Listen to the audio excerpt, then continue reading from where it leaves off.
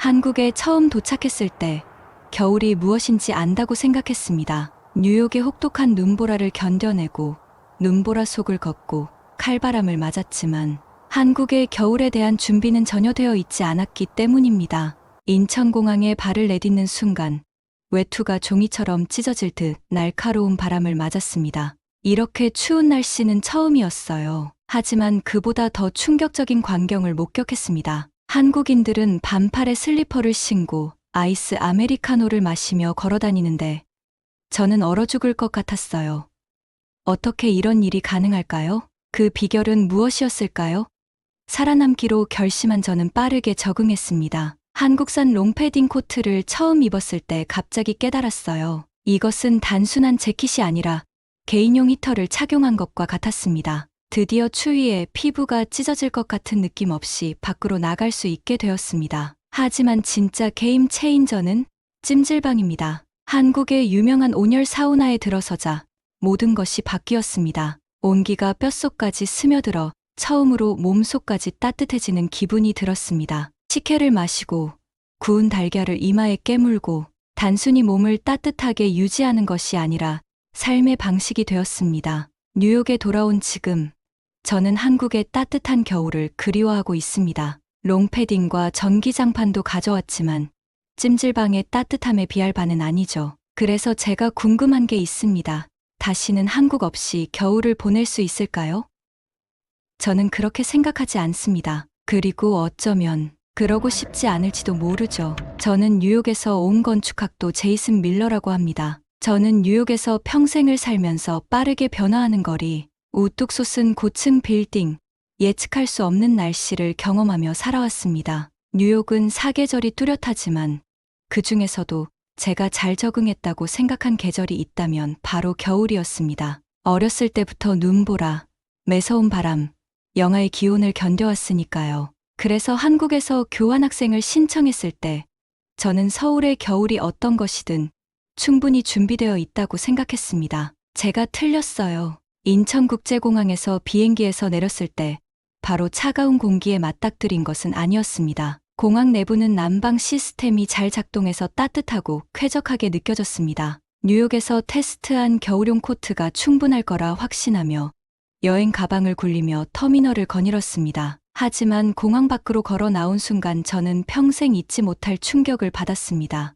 바로 바람이었죠. 단순히 추운 것이 아니라 전혀 다른 느낌이었어요. 날카로운 돌풍이 제 두꺼운 외투를 아무렇지도 않다는 듯이 찢어버렸죠. 옷깃 사이로 한기가 스며들어 얼음 발톱처럼 피부를 움켜쥐는 것이 느껴졌습니다. 고향에서 경험했던 겨울과는 달랐습니다. 뉴욕의 추위는 잔인했지만 예측 가능한 것이었죠. 여기 한국에서는 마치 바람이 일부러 내 코트 안으로 들어와 내 몸속부터 얼어붙게 하려는 것처럼 생생하게 느껴졌습니다. 본능적으로 스카프를 끌어올려 얼굴을 가리고 여행 가방을 꽉 잡았습니다. 귀가 따끔거리고 손가락이 순식간에 마비되었으며 바람이 제 몸을 누르는 바람에 다리에 힘이 빠지는 느낌이 들었습니다. 태어나서 처음으로 겨울에 대한 준비가 전혀 되어 있지 않다고 느꼈습니다. 그러다 주위를 둘러보았는데 그때 저는 더 충격적인 광경을 목격했습니다. 사람들은 추위가 전혀 신경 쓰이지 않는다는 듯이 걸어 다니고 있었습니다.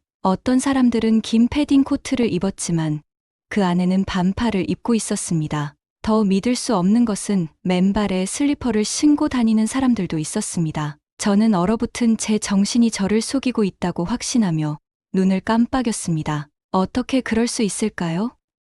뉴욕에서는 그런 상태로 밖으로 나가면 바로 동상에 걸릴 수도 있습니다. 하지만 이 사람들은 추위에도 전혀 동요하지 않고 아이스 아메리카노를 마시며 친구들과 수다를 떨며 아무렇지 않게 걸었습니다. 제가 지나치게 예민했던 건 아닐까 하는 생각이 들기 시작했습니다. 어쩌면 한국인들은 그냥 다르게 태어났을지도 모릅니다. 저한테는 없는 추위에 대한 저항력이 있는 걸지도 모르죠. 아니면 내가 모르는 무언가를 알고 있을지도 모르죠. 살아남기로 결심한 저는 해결책을 찾기 시작했습니다. 한국의 롱패딩, 일명 롱패딩에 대해 들어본 적이 있었습니다. 영하의 날씨에 반팔을 입고도 보온성을 유지할 수 있다면 저도 한 벌 구입해야겠다고 생각했습니다. 그렇게 한국의 겨울을 이해하고 살아남기 위한 저의 여정은 본격적으로 시작되었습니다. 처음 한국에 도착했을 때 저는 설렘과 호기심으로 가득했습니다. 뉴욕에서 평생을 살았던 저는 추운 날씨가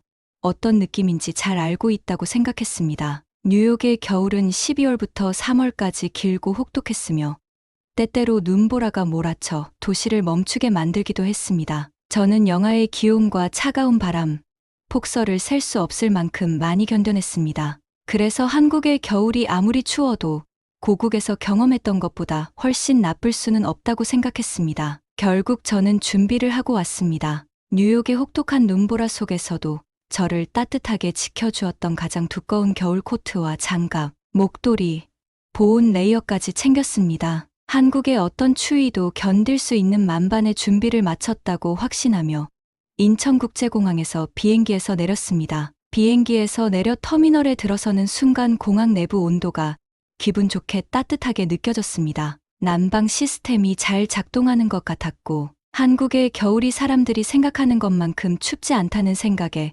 잠시 방심했습니다. 하지만 진짜 충격은 공항 밖으로 나왔을 때였습니다. 공항 출구를 향해 걸어가자 자동문이 슬그머니 열리더니 차가운 바람이 불어닥쳤습니다. 순식간에 저는 차가운 공기의 벽에 부딪힌 듯한 느낌을 받았습니다. 단순히 차가운 것이 아니라 날카로우며 끈질기게 느껴졌습니다. 단순히 몸을 떨게 하는 것이 아니라 옷을 꿰뚫고 뼈속 깊이 스며드는 듯한 추위였습니다. 본능적으로 코트를 더 꽉 끌어안고 옷깃을 올려 얼굴을 가렸지만 별 소용이 없었습니다. 바람이 너무 강해서 마치 아무것도 입지 않은 것처럼 두꺼운 겨울 코트를 뚫고 들어오는 것 같았습니다. 뉴욕에서는 보온성이 좋은 셔츠, 스웨터, 두꺼운 다운코트, 장갑, 모자, 때로는 양말 두 켤레까지 겹쳐 입는데 익숙했습니다. 하지만 이곳에서는 모든 준비에도 불구하고 처음으로 추위에 완전히 무방비 상태인 것을 느꼈습니다. 뉴욕에서는 항상 손을 따뜻하게 유지해 주던 장갑이 갑자기 쓸모없게 느껴졌습니다. 코트 주머니에 손을 집어넣어 손을 따뜻하게 하려고 했지만 살을 애는 듯한 추위가 이미 자리를 잡은 것 같았습니다. 얼굴이 따갑고 귀가 아팠으며 다리는 덥고 있었지만 마치 바람에 직접 노출된 것처럼 느껴졌습니다. 고통은 저 혼자만의 것이 아니었습니다. 방금 공항을 빠져나온 다른 여행객들을 둘러보니 많은 사람들이 어깨를 움츠리고 주머니에 손을 집어넣고 최대한 빨리 매서운 바람을 피하려고 속도를 높이는 등 같은 반응을 보이는 것 같았습니다. 저만 당황한 것이 아니라는 것이 분명했습니다. 하지만 저를 더욱 당황하게 한 것은 몇몇 현지인들의 모습이었습니다. 군중들 사이에서 추위에 전혀 개의치 않는 듯 걸어가는 한국인들이 몇 명 보였습니다. 어떤 이들은 외투에 지퍼를 내리고 있었고 어떤 이들은 스웨터만 입고 긴 패딩을 어깨에 걸치고 있었습니다. 하지만 가장 충격적인 광경은 반소매 차림의 사람들이었습니다. 저는 제 눈이 저를 속이고 있다고 생각하며 눈을 깜빡였습니다. 어떻게 이런 날씨에 반팔을 입고 다니는 사람이 있을 수 있을까요?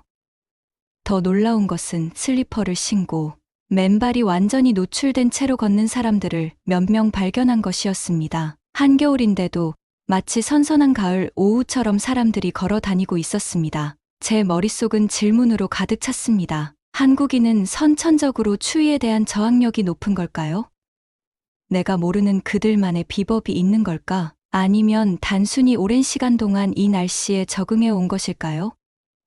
이유가 무엇이든 저는 한국의 겨울을 과소평가한 이방인, 즉 준비되지 않은 외국인이 된 기분이었습니다. 공항 버스 터미널로 걸어가는 동안에도 추위는 계속 제 몸을 갉아먹었습니다. 공항 밖 탁 트인 공간에서는 더욱 거세게 느껴지는 바람이 무자비하게 제 주위를 휘둘렀습니다. 돌풍이 불 때마다 등골이 오싹해졌고 저는 바람을 막기 위해 여행 가방에 몸을 웅크리고 있는 제 자신을 발견했습니다. 그 순간 제대로 된 옷이 없다면 아무리 옷을 겹쳐 입어도 한국의 겨울을 제대로 대비할 수 없다는 것을 깨달았습니다. 버스를 기다리는 동안 근처에서 한국인 여행객 2명이 나누는 대화를 엿들었습니다. 그들은 영하의 기온에도 전혀 동요하지 않고 자연스럽게 그날의 계획에 대해 이야기하고 있었습니다. 그 중 한 명은 이런 날씨에 차가운 것을 마시는 것이 세상에서 가장 자연스러운 일이라는 듯 아이스 커피를 한 모금 마시기까지 했습니다. 저는 당황했습니다.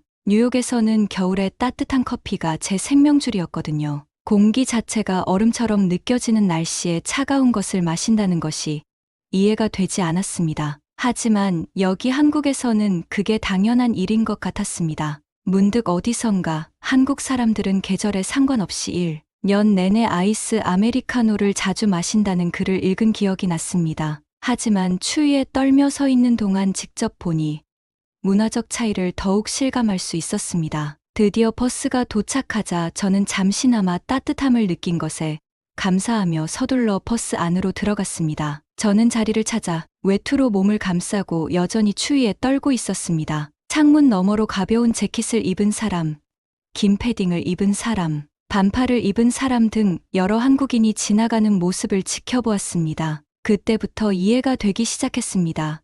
한국의 겨울은 단순히 추위를 견디는 것이 아니라 추위에 적응하는 것이었습니다. 이곳 사람들은 롱패딩과 같은 특수한 옷을 입거나 다른 마음가짐을 유지하거나 단순히 오랜 세월 동안 내성을 키우는 등 자신만의 독특한 방식으로 혹독한 날씨에 대처하는 방법을 개발해왔습니다. 그곳에 앉아 천천히 몸을 녹이면서 저는 겨울에 대한 접근 방식이 바뀌어야 한다는 것을 깨달았습니다. 뉴욕 스타일의 레이어링 방법으로는 충분하지 않았어요. 한국에서 살아남고 진정으로 즐거운 시간을 보내려면 추위에 대처하는 한국의 방식을 받아들여야 했습니다. 그 순간 결심했습니다. 한국인의 겨울철 옷차림을 정확히 알아보고 그에 맞춰 제 옷차림을 조정해야겠다고요. 이런 날씨에도 따뜻하게 지낼 수 있는 비결이 있다면 꼭 찾아내야겠다고 결심했습니다. 하지만 한국의 겨울을 이해하기 위한 저의 여정은 이제 막 시작되었을 뿐이었습니다. 아니나 다를까 제가 직접 눈으로 본 것을 기사로 확인할 수 있었습니다. 한국인들은 겨울 옷에 대한 독특한 접근 방식을 가지고 있었고 긴 패딩 코트는 열을 효과적으로 가두도록 특별히 설계되어 안에 옷을 더 적게 입을 수 있었습니다. 심지어 어떤 기사에서는 코트의 보온성이 너무 뛰어나서 안에 너무 많은 옷을 겹쳐 입으면 오히려 과열될 수 있다고 언급하기도 했습니다. 더 많은 기사를 읽으면서 이 스타일은 보온성뿐만 아니라 편안함과 활동성까지 고려한 옷차림이라는 사실도 알게 되었습니다. 뉴욕에서 익숙했던 두꺼운 옷을 겹겹이 입으면 부피가 커지고 활동성이 제한되는 느낌이 들었던 것과 달리 한국의 옷차림은 훨씬 더 편안하게 움직일 수 있었습니다. 고효율의 코트 하나만 입어도 보온성을 유지하면서 자연스러운 동작 범위를 유지할 수 있었죠. 제가 자라면서 배운 것과는 완전히 다른 철학이었고 생각하면 할수록 이해가 되더군요. 한국의 겨울에서 살아남으려면 적응해야 한다는 것을 깨달았죠. 제 두꺼운 뉴욕 코트는 매서운 바람을 막아주지 못했고 레이어링 전략도 도움이 되지 않았어요. 현지인들처럼 편안하게 지내고 싶다면 제대로 된 한국형 롱패딩에 투자해야겠다고 생각했습니다. 그 순간 저는 서울의 주요 쇼핑 지구 중 한 곳으로 가서 제가 찾을 수 있는 최고의 롱패딩 코트를 사기로 결심했습니다. 이것이 한국의 겨울을 이겨내는 비결이라면 직접 경험해보기로 결심했습니다. 이 구매가 제가 겨울 패션을 바라보는 시각을 완전히 바꿔놓을 줄은 꿈에도 몰랐죠. 처음 한국에 도착했을 때만 해도 추위가 무엇인지 안다고 생각했습니다. 매년 혹독한 겨울이 찾아오는 뉴욕에서 자라면서 추위에 대한 저항력이 강해졌기 때문입니다. 자동차를 파묻는 눈보라, 사람을 넘어뜨릴 정도로 매서운 바람, 한 걸음이 위험천만한 얼음으로 덮인 인도도 견뎌냈죠. 저는 한국의 겨울이 아무리 추워도 견딜 수 있을 거라고 믿었습니다. 결국 저는 준비를 하고 왔습니다. 제가 신뢰하는 뉴욕의 겨울 코트는 단 한 번도 저를 실망시킨 적이 없었습니다. 지금까지 경험한 가장 혹독한 눈보라 속에서도 저를 따뜻하게 지켜주었으니까요. 하지만 인천국제공항을 나서자마자 제가 얼마나 착각했는지 깨달았습니다. 이곳의 추위는 온도뿐 아니라 강도가 달랐습니다. 바람은 마치 없는 것처럼 코트를 뚫고 들어왔습니다. 장갑은 무용지물처럼 느껴졌고 목도리는 거의 보온 효과가 없었으며 순식간에 얼굴과 손이 마비되었습니다. 이런 느낌은 처음이었어요. 단순히 추운 것이 아니라 뼈가 오싹하게 얼어붙는 것 같아서 바깥의 모든 순간을 견디기 힘들었습니다. 추위에 떨며 서울로 가는 길에 저는 완전히 당황스러운 사실을 발견했습니다. 한국인들은 추위에 전혀 힘들어하지 않는 것처럼 보였습니다. 많은 사람들이 긴 패딩 코트를 입고 걸어 다니면서도 그 안에는 반팔이나 얇은 스웨터를 입고 있었습니다. 심지어 맨발에 슬리퍼를 신고 다니는 분들도 있었어요. 한겨울인데도 마치 선선한 가을날처럼 행동했습니다. 저는 깜짝 놀랐습니다. 뉴욕에서는 사람들이 겨울을 나기 위해 두꺼운 스웨터와 내복, 목도리, 두꺼운 코트를 겹겹이 껴입고 다녔거든요. 제대로 된 단열재 없이는 감히 바깥에 나설 엄두를 내지 못하는데 한국에서는 사람들이 최소한의 옷차림으로도 충분히 편안해 보였습니다. 저는 이해가 되지 않았습니다. 제가 추위에 지나치게 예민한 건 아닐까 하는 생각이 들기 시작했습니다. 뉴욕에서 수년간 겨울을 보낸 탓에 한국의 겨울에 대한 준비가 부족했던 걸까요? 아니면 제가 모르는 어떤 비밀이 있는 걸까요? 답을 찾기로 결심한 저는 한국에 온 외국인이라면 누구나 하는 것처럼 인터넷을 검색했습니다. 한국인이 겨울을 나는 방법을 검색한 결과 압도적인 수의 블로그 게시물과 리뷰가 모두 한 가지, 즉 한국의 롱패딩, 즉 롱패딩을 가리키는 것을 발견할 수 있었습니다.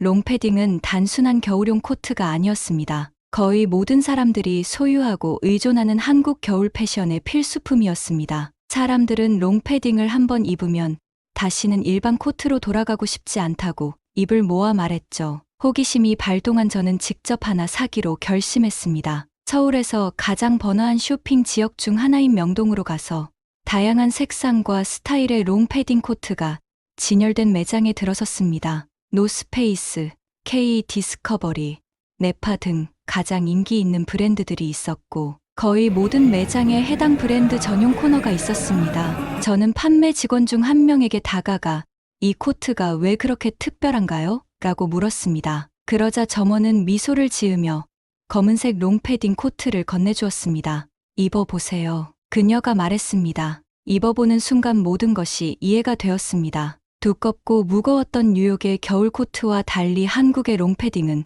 의외로 가벼웠습니다. 하지만 지퍼를 올리자마자 즉각적인 차이를 느낄 수 있었습니다. 마치 개인용 난방 시스템에 들어온 것 같았습니다. 코트 안쪽은 고품질 단열재로 안감 처리되어 있어 체온을 효율적으로 가두어 따뜻한 고치를 만들어 주었습니다. 하지만 가장 놀라웠던 것은 바람을 얼마나 잘 막아주는지였습니다. 뉴욕에 있을 때 입었던 겨울 코트는 체온을 유지하는 데는 제법 효과가 있었지만 솔기 사이로 들어오는 찬바람을 완전히 막지는 못했습니다. 하지만 롱패딩은 달랐습니다. 거의 뚫을 수 없는 장벽이 있어서 찬 공기를 완전히 차단해 주었습니다. 저는 후드를 머리 위로 당기고 코트의 지퍼를 끝까지 올린 다음 밖으로 나가서 테스트해 보았습니다. 놀랍게도 한국에 도착한 후부터 저를 괴롭히던 칼바람이 더 이상 제게 영향을 미치지 않았습니다. 마치 나만의 보온 거품을 만들어낸 것 같았습니다. 한국에 도착한 후 처음으로 야외에서 정말 편안함을 느꼈습니다. 손이 더 이상 저리지 않았고 얼굴이 바람에 따갑지 않았으며 몸이 추위를 막는 대신 자연스럽게 따뜻해지는 느낌이 들었습니다. 판도를 바꾼 순간이었죠. 그제서야 한국 사람들이 겨울에 왜 그렇게 옷을 입는지 이해하게 되었습니다. 뉴욕에서처럼 여러 겹을 겹쳐 입는 대신 그들은 매우 효과적인 하나의 아우터를 입는 기술을 터득한 것이죠. 롱패딩은 완벽한 보온성을 제공하도록 설계되었기 때문에 추가 레이어가 거의 필요하지 않았습니다. 그래서 그들은 안에 반팔을 입어도 따뜻함을 유지할 수 있었습니다. 이는 겨울철 생존에 대한 완전히 다른 접근 방식이었습니다. 뉴욕에서는 레이어링이 체온 유지의 핵심이라고 믿었습니다. 발열 셔츠, 두꺼운 스웨터, 다운코트 등 가능한 한 많은 옷을 겹쳐 입었지만 불편하고 활동성이 제한되는 경우가 많았습니다. 반면 한국인들은 잘 디자인된 코트 하나로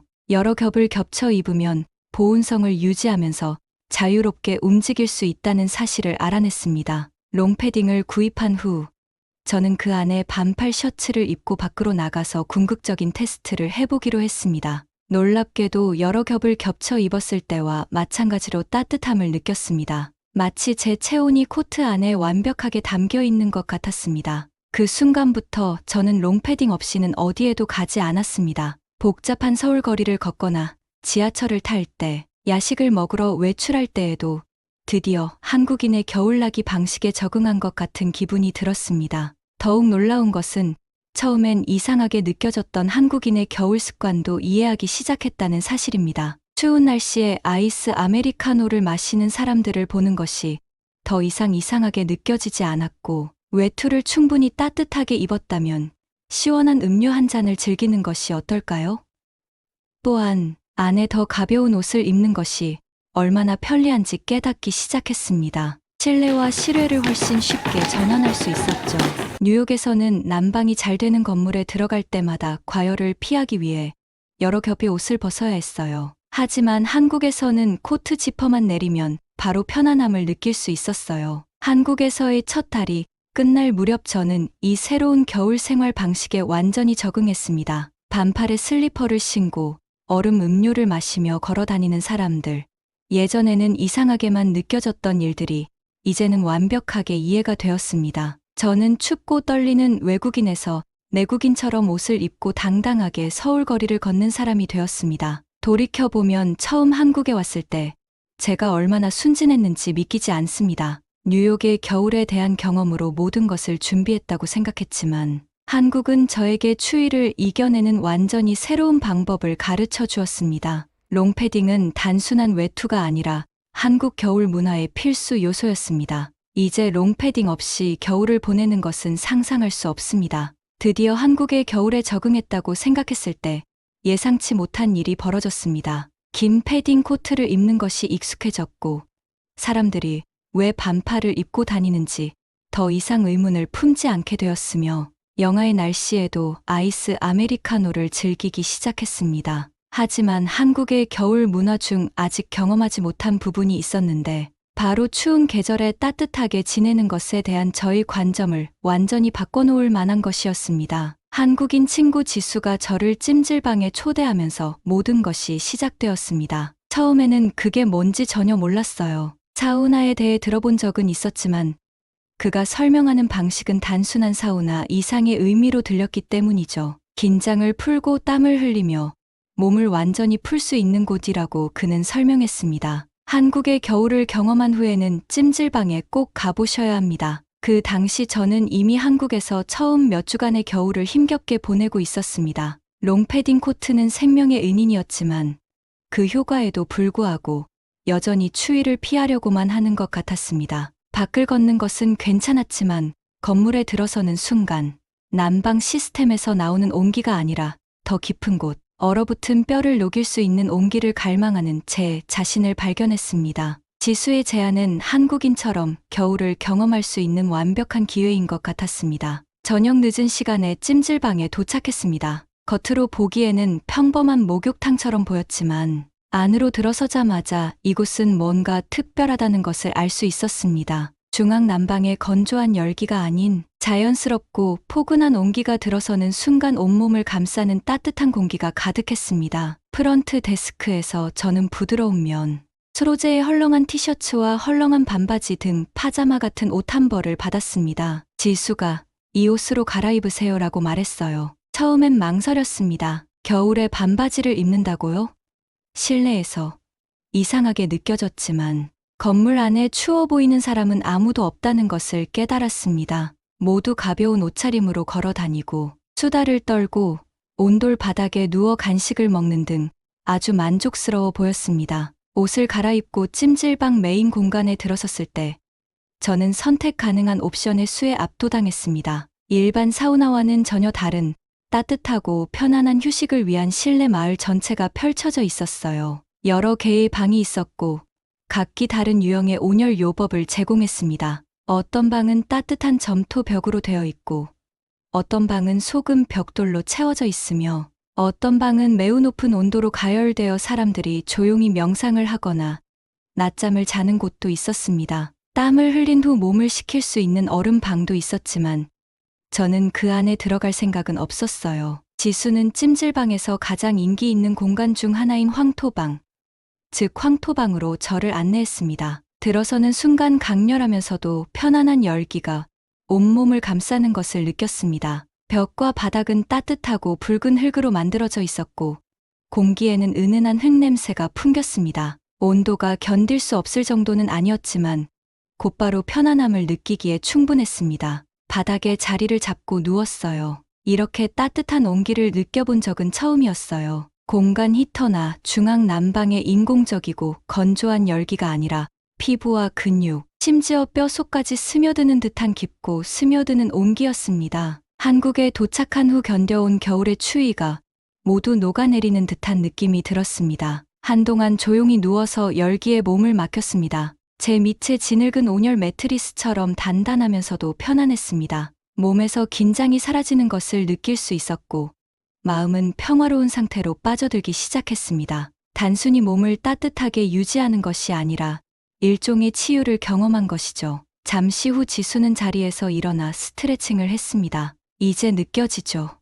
그가 물었습니다. 저는 고개를 끄덕였습니다. 살면서 이렇게 따뜻했던 적은 없었던 것 같아요. 그는 웃었습니다. 이것이 한국인들이 겨울을 나는 방법입니다. 적절한 옷을 입는 것뿐만 아니라 체온을 완전히 재설정할 수 있는 방법을 찾는 것이 중요하죠. 찜질방 라운지에서 간식과 친목 도모하기 찜질방에서 시간을 보낸 후 저희는 메인 라운지에서 휴식을 취하기로 했습니다. 찜질방이 단순히 몸을 녹이는 장소가 아니라 가족, 친구, 심지어 낯선 사람들도 함께 모여 휴식을 취하는 커뮤니티 센터와 같은 사교 공간이라는 점이 정말 놀라웠습니다. 라운지에는 온돌 바닥에 앉아 담소를 나누거나 TV를 보거나 한국식 겨울 간식을 즐기는 사람들로 가득했습니다. 한쪽 끝에는 식혜, 구운 계란, 즉석 라면 등을 파는 작은 가판대가 있었습니다. 지수가 식혜 한 캔과 구운 달걀 한 봉지를 건네주었습니다. 이게 찜질방 전통이에요. 그가 말했다. 이마에 달걀을 깨서 먹어야 해요. 회의적이었지만 호기심이 발동한 저는 그의 말에 따라 달걀 껍질이 깨질 때까지 이마에 계란을 가볍게 두드렸습니다. 아프지는 않았지만 펑 하는 만족스러운 소리가 났고 지수는 웃음을 터뜨렸습니다. 봤지? 이것도 재미있잖아. 저는 달걀 껍질을 벗겨 한 입 베어 물었습니다. 따뜻하고 살짝 스모키한 맛이 나는 소박하지만 맛있는 음식이었습니다. 식혜를 한 모금 마셨는데 놀랍게도 차가웠어요. 처음에는 더운 방에서 시간을 보낸 후 왜 차가운 것을 마시는지 의아했습니다. 하지만 달콤하고 상큼한 맛이 혀에 닿자마자 이해가 되었습니다. 찜질방의 열기와 차가운 음료의 대비가 묘하게 만족스러웠습니다. 한겨울에 한국인들이 아이스 아메리카노를 마시는 모습이 떠올랐고 따뜻함과 차가움의 균형을 맞추는 상쾌한 느낌이 들었습니다. 한국인의 따뜻함 철학 이해하기 찜질방을 나설 때쯤 저는 완전히 다른 사람이 된 기분이었습니다. 몸 안팎이 따뜻해지고 근육이 풀리면서 한국에 온 후 처음으로 겨울의 진정한 휴식을 느꼈습니다. 그날 밤 차가운 공기 속으로 밖으로 나갔을 때 서둘러 실내로 돌아올 필요를 느끼지 못했습니다. 찜질방에서 흡수한 온기가 남아서 차가운 바람을 막아주는 방패 역할을 했기 때문입니다. 한국인이 미국인과 다르게 겨울을 맞이하는 이유를 이제야 알 것 같았습니다. 단순히 추위를 견디는 것이 아니라 가능한 모든 방법으로 따뜻함을 받아들이는 것이었죠. 긴 패딩 코트부터 온돌 바닥, 온돌방, 따뜻한 음료에 이르기까지 한국인은 신체뿐만 아니라 정신적, 정서적으로도 따뜻하게 지내는 기술을 완성했습니다. 그날부터 찜질방은 제 겨울 생존 전략의 필수 요소가 되었습니다. 스트레스를 받거나 추위를 느끼거나 휴식이 필요할 때면 어디로 가야 할지 정확히 알았으니까요. 단순한 호기심에서 시작한 것이 어느새 제가 가장 좋아하는 한국 전통 중 하나가 되었습니다. 돌이켜보면 찜질방은 단순히 추위를 피하기 위한 수단이 아니라 편안함, 공동체, 휴식을 중심으로 만들어진 문화 체험이자 전통이었다는 것을 깨닫게 됩니다. 그리고 한국에서 계속 지내면서 겨울을 따뜻하게 보내는 한국 특유의 방식에 점점 더 빠져들게 되었습니다. 한국의 한 조각을 집으로 가져오다 천자 원고지 천매로 확대 한국에서의 시간이 끝나갈 무렵 저는 제가 얼마나 변했는지 되돌아보게 되었습니다. 처음 한국에 도착했을 때는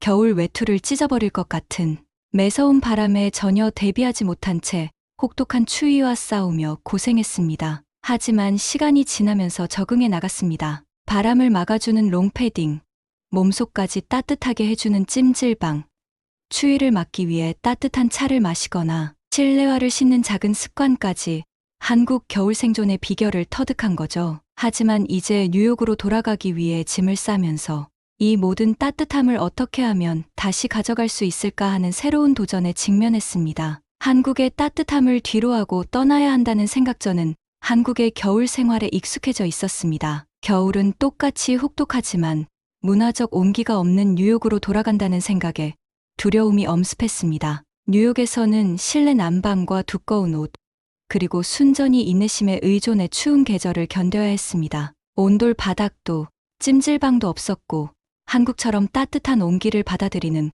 문화적 전통도 없었습니다. 고향에서는 봄이 올 때까지 온도 조절기를 켜고 여분의 이불을 덮고 추위에 대한 불평만 늘어놓곤 했습니다. 공동의 공간에 모여 함께 더위를 즐기는 것도, 사우나에 오래 몸을 담근 후 식혜를 마시는 것도, 이마에 구운 달걀을 깨며 웃음을 나누는 것도 공동체로서의 따뜻함이란 존재하지 않았죠. 한국에서는 이런 소소하지만 의미 있는 의식에 너무나 익숙해져 있었기 때문에 이런 의식 없이 겨울을 보낸다는 것은 상상할 수 없었습니다. 그때 저는 한국에 영원히 머물 수 없다면 한국의 겨울 온기를 최대한 많이 가져가야겠다고 결심했습니다. 그래서 쇼핑을 시작했습니다. 저뿐만 아니라 가족과 친구들을 위한 롱패딩 코트를 가장 먼저 구입했습니다. 저는 이 코트가 얼마나 효과가 좋은지 보았고, 사랑하는 사람들이 이 코트를 경험하면 다시는 낡은 겨울 코트를 입고 싶지 않을 것이라는 것을 알았기 때문입니다. 저는 다양한 스타일과 사이즈를 신중하게 골라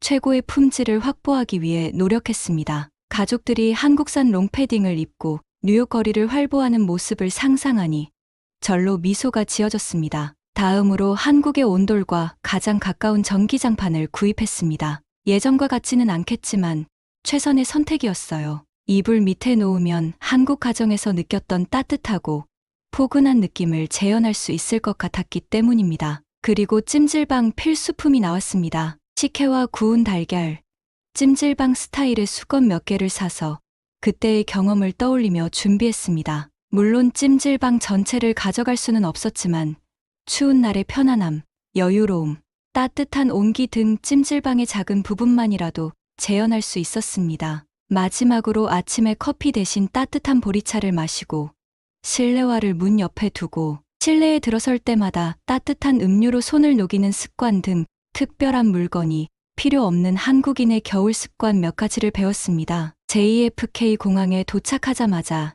뉴욕의 겨울이 얼마나 춥고 혹독한지 떠올랐습니다. 밖으로 나오자마자 차가운 바람이 얼굴을 때렸고 추위로 얼굴이 빨개진 채 여러 겹의 옷을 겹겹이 껴입고 건물에서 차로 뛰어가는 사람들의 익숙한 광경이 보였습니다. 하지만 지난번 이런 겨울을 맞았을 때와는 달리 저는 준비가 되어 있었습니다. 한국산 롱패딩 코트를 지퍼를 올렸더니 난생 처음으로 옷 속으로 스며드는 바람이 느껴지지 않았습니다. 마치 몸을 따뜻하게 감싸고 있는 것 같았습니다. 추위에 떨고 있는 다른 여행객들을 둘러보면서 안타까운 마음이 들 정도였어요. 집에 도착하자 가족들이 저를 반갑게 맞이해 주었습니다. 가족들은 제가 보고 싶었고 한국에서의 이야기를 듣고 싶어 했습니다. 하지만 저는 제 이야기를 시작하기도 전에 여행 가방을 열어 롱패딩을 꺼내 들었습니다. 이거 입어보세요. 라고 말하며 코트를 건네주었습니다. 처음에 그들은 회의적이었습니다. 항상 패션 선택에 비판적인 남동생은 눈썹을 치켜 세웠습니다.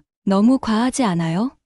그가 코트를 들어 보이며 물었습니다. 그냥 입어봐요. 제가 고집했습니다. 한 명씩 코트를 입어보더니 반응은 즉각적이었습니다.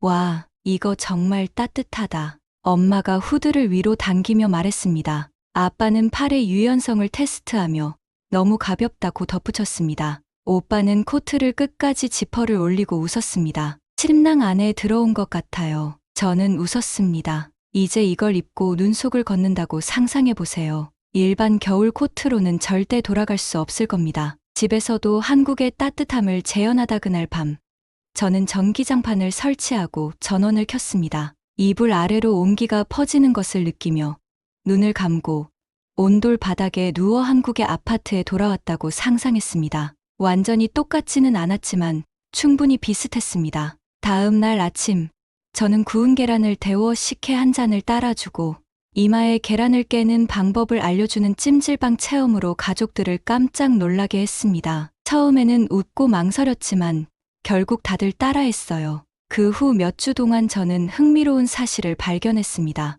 우리 집이 온도뿐 아니라 분위기까지 따뜻해지기 시작했다는 것이죠. 단순히 온도 조절기를 올리기만 하던 부모님이 따뜻한 차를 더 자주 마시기 시작했어요. 한국인의 겨울 습관을 이상하다고 무시하던 오빠는 어디를 가든 롱패딩을 입기 시작했습니다. 우리는 더 이상 추위와 싸우는 것이 아니라 한국에서 배운 대로 따뜻함을 받아들이고 있었습니다. 몇 주가 지나면서 저는 한국에서 느꼈던 따뜻함이 단순히 기온에 관한 것이 아니라는 사실을 깨달았습니다. 그것은 라이프 스타일, 문화, 그리고 사람들이 겨울을 대하는 방식에 관한 것이었습니다. 한국에서 겨울은 단순히 견뎌야 하는 것이 아니라 대비하고 지혜롭게 헤쳐나가야 하는, 심지어 즐길 수 있는 것이었습니다. 온돌 바닥이나 긴 패딩 코트뿐만 아니라 찜질방에 옹기종기 모이는 모습, 가족끼리 따뜻한 음식을 나누는 모습, 추운 날에는 차 한 잔의 여유로움을 즐기는 모습에서 따뜻함을 느낄 수 있었습니다. 저는 단순히 몇 가지 겨울용품을 가져온 것이 아니라